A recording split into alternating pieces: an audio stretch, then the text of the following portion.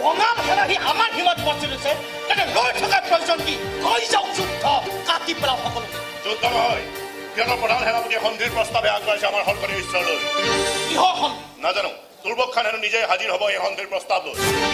এই সময়ত হৰকণীৰ ঈশ্বৰ থাকিব লাগিছিল জৰুৰী কামত হৰকণীৰ ঈশ্বৰ যাব লগা হ'ল লগত গৈছে বুঢ়াগোহাঁই ডাঙৰীয়া সেইকাৰণে দুৰ্বক খানক সাক্ষাৎ কৰাৰ ভাৰ দিছে মূলা আৰু মোক কাষত কিন্তু ময়ো থাকিম এই বঙালবোৰৰ কোনো বিশ্বাস নাই সেৱাহে বৰগোহাঁই ডাঙৰীয়া গড়ৰ সেনাপতি দুৰ্বক খানে হৰকণীৰ সাক্ষাৎ বিচাৰিছে আহিবলৈ দিয়া তেওঁ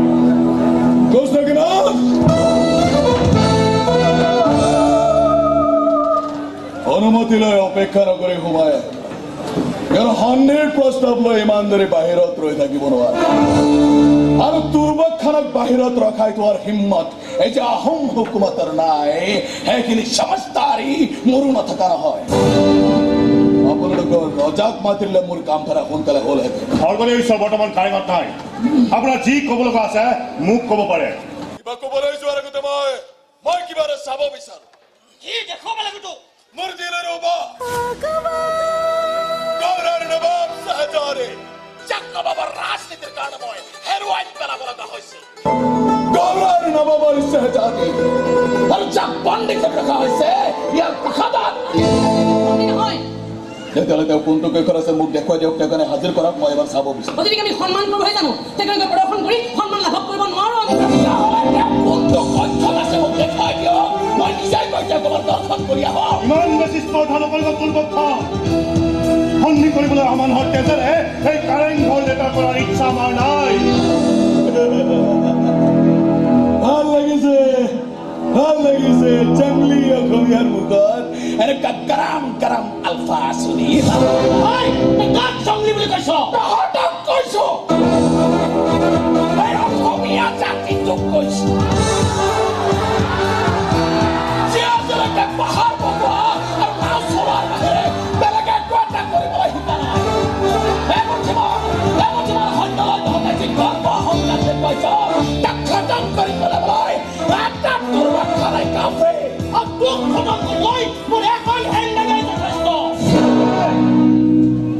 শান্ত হোৱা আমি যদি জংলী হওঁ তেন্তে আমাৰ জংঘলতো কিছুমান নিয়ম আছে অন্য জন্তুৱে কামোৰ দিবলৈ নহালৈকে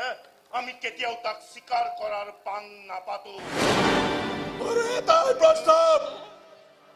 তাই প্ৰস্তাৱ যদি অসম আৰু অসমীয়াৰ ইজ্জত সুৰক্ষিত হৈ থকাৰ বিচাৰিছে যদি অসম নবাবৰ হাতত গোলাম হৈ যোৱাটো বিচৰা নাই তেতিয়াহ'লে আপোনালোকৰ অতিথিক মোৰ হাতত তুলি দিয়ক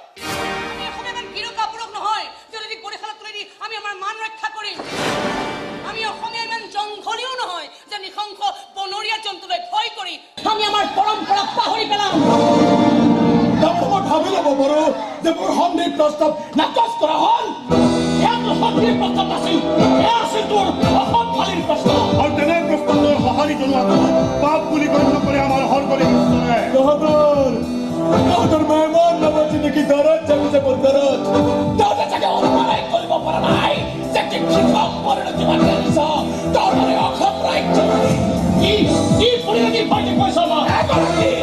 এগৰাকী অতিথি লগত অসমীয়াৰ লাভ কৰি থাকিব এই অসম বাবে কবস্থান হৈ যাব তহঁতৰে অসম ৰাজ্য য'ত কবৰ খণ্ডা মানুহ বিচাৰি তহঁতে হাহাকাৰ কৰি কৰিব লাগিব তহঁতৰ অসম নবাবৰ দেশ হ'ব অসমৰ অসমীয়া হবে নবাবৰ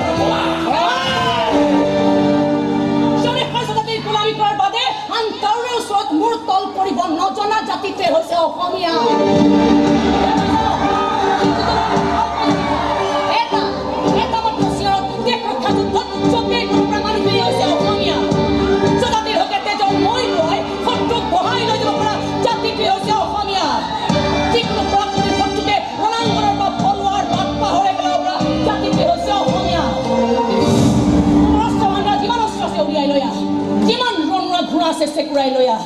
যুদ্ধত আমি দুৰ্বল জ্ঞান কৰি শত্ৰু কচু কটা নিদিয়াকৈ থকাৰ নিয়ম সেই অসমীয়া জাতিৰ নাই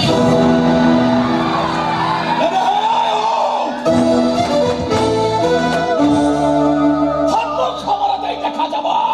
নবাবৰ আক্ৰমণত কিমান দিনলৈ দৃষ্টি থাকে তহঁতৰে অসমীয়া জাতি বৰবাদ কৰা বেপনা মহাপ্ৰধানৰ কচম খাই কৈছো তহঁতৰ এই ক্ষুদ্ৰ চিহ্নবোৰ নিজলৈকে এইটো পক্ষত কেতিয়াও সম্ভৱ হয় তহঁতৰ অসমীয়া জাতিৰ নাম নিচান নাইকিয়া কৰি পেলাম মই খুদা হাফেজ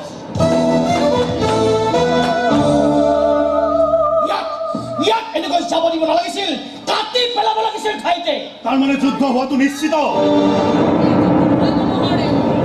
এখন অসমীয়া জাতিৰ অস্তিত্ব ৰক্ষাৰ প্ৰথমখন সংগ্ৰাম